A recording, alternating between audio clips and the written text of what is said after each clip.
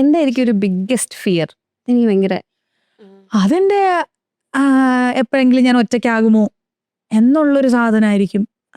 Parents എപ്പോഴും കൂടെ ഉണ്ടാവുക, ജോലി എപ്പോഴും കൂടെ ഉണ്ടാവുക, അതായിരിക്കും ഏറ്റവും വലിയ ഓരോ വർഷവും മുന്നോട്ട് പോകുമ്പോഴുള്ള സാധനം അതാണ്.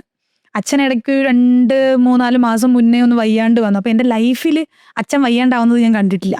ലൈക്ക് പനിയൊക്കെ വന്നിട്ടുണ്ട് എന്നല്ലാണ്ട് ഒരച്ഛൻ്റെ ഒരു ആശുപത്രി വാസം ഒന്നും ഞാൻ കണ്ടിട്ടില്ല. അപ്പൊ അച്ഛനൊരു ചെറിയ സർജറി ഒക്കെ ആയിട്ട് 10 ദിവസം ഹോസ്പിറ്റലായപ്പോൾ ഞാൻ എൻ്റെ ലൈഫിൽ ആദ്യമായിട്ടാണ് അത് കാണുന്നത്. അച്ഛൻ 2-3 തൊട്ട് എനിക്ക് വയ്യാണ്ടായി ആശുപത്രി കിടക്കുന്നതും സർജറിയും ഒക്കെ കണ്ടിട്ടുണ്ടാവും. വയ്യാണ്ട് കിടന്നതൊക്കെ അച്ഛൻ കണ്ടിട്ടുണ്ട്.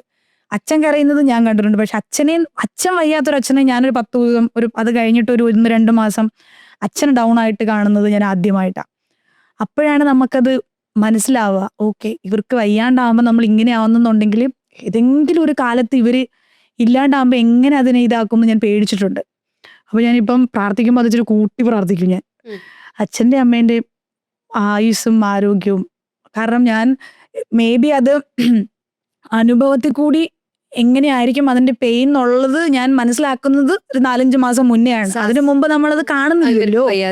അച്ഛൻ ഇങ്ങനെ എണീക്കാൻ പറ്റാണ്ട് വരുന്നു, ബുദ്ധിമുട്ടുന്നതൊക്കെ പറയുമ്പോൾ നമുക്ക് അങ്ങോട്ട്, എനിക്ക് സത്യമായിട്ട് എനിക്കൊന്ന് ആ 10 ദിവസം ഞാനും ബ്രദറും ആയിരുന്നു കൂടുതൽ ഹോസ്പിറ്റലിൽ ഉണ്ടായിരുന്നത്. അമ്മ ഇടയ്ക്കിടയ്ക്ക് വന്നും പോയി നിൽക്കുമായിരുന്നു. അപ്പൊ അച്ഛൻ ഇങ്ങനെ ഉറങ്ങുന്നുണ്ടോ ഉറങ്ങുന്നില്ലെന്നെല്ലാം നോക്കിയിട്ട് നമുക്ക് ഉറക്കില്ലാത്ത രാത്രികൾ, അതൊക്കെ എൻ്റെ ലൈഫിൽ ആദ്യമായിട്ടാണ്. അപ്പോൾ ഞാനിങ്ങനെ എനിക്ക് തോന്നുന്നു ഇപ്പൊ ഉള്ള പേടി എന്നും എല്ലാ മക്കളുടെയും മനസ്സിൽ ആ പേടി ഉണ്ടാവും. പക്ഷെ ഒരാക്കം കൂടിയിട്ട് എൻ്റെ അടുത്ത് ഏറ്റവും വലിയ പേടി എന്താന്ന് ചോദിച്ചു കഴിഞ്ഞാൽ അതായിരിക്കും ഞാൻ പറയണത്. പേരൻസ് അവരെപ്പോഴും ഉണ്ടാവുക, എൻ്റെ കൂടെ ഒരു ജോലി ഉണ്ട് എനിക്ക്, അതിന് വല്ലതും വന്നാലും എനിക്ക് സഹിക്കൂല, തീർന്നു. ഓർമ്മയുണ്ട് ഒരു സർജറി വന്ന്. എൻ്റെ അമ്മോ, അത് അമ്മ എപ്പോഴും ജൂലിനെ എന്തിനെങ്കിലുമൊക്കെ വഴക്ക് പറയുന്നുണ്ടെങ്കിലും ജൂലിക്ക് വല്ല വയ്യാണ്ട് വന്ന് വീണിട്ടുണ്ടെങ്കിൽ വീട് മറ്റേ ഉറങ്ങി എന്നൊക്കെ പറയണ പോലെയാ. വീട്ടിലെ കുട്ടികളും അങ്ങനെ തന്നെ, ജൂലിനെ അടിക്കും, ഇടിക്കും, നുള്ളും, കടിക്കും. അപ്പൊ ഞാൻ പറയണ നിങ്ങളല്ല അതിനെ കടിക്കേണ്ടത്, അതാണ് നിങ്ങളെ കടിക്കേണ്ടതെന്ന് ഞാൻ പറയും. പക്ഷെ അതിനെ എന്ത് ചെയ്താലും അതൊന്നും ചെയ്യില്ല, ഇങ്ങനെ കിടന്നു കൊടുക്കും. പക്ഷെ എത്ര ഉപദ്രവിച്ചാലും ജൂലിക്ക് മേലാണ്ട് വന്ന് കിടന്നു കഴിഞ്ഞാൽ പിള്ളേര് ആദ്യം ചോദിക്കും അതെന്താ ജൂലി ഇങ്ങനെ കിടക്കുന്നേ, നടക്കാൻ പറ, എണീക്കാൻ പറ എന്ന് പറയും. അപ്പൊ ഇങ്ങനെ അവൾക്ക് 9 വയസ്സായി.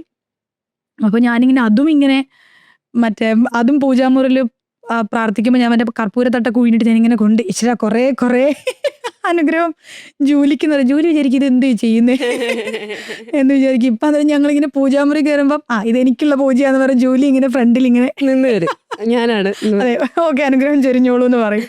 അപ്പൊ അങ്ങനെ എല്ലാരും നമ്മുടെ കൂടെ, നമ്മുടെ ഈ ചുറ്റുമുള്ളവര് എപ്പോഴും ഇങ്ങനെ ഉള്ള കാലത്തോളം ആരോഗ്യത്തോടെ ഇരിക്കുക എന്നുള്ളതാണ്. ആർക്കും ഒന്നും വയ്യാണ്ട് വന്ന് കാണുന്നത് വൻ പ്രശ്നമാണ്.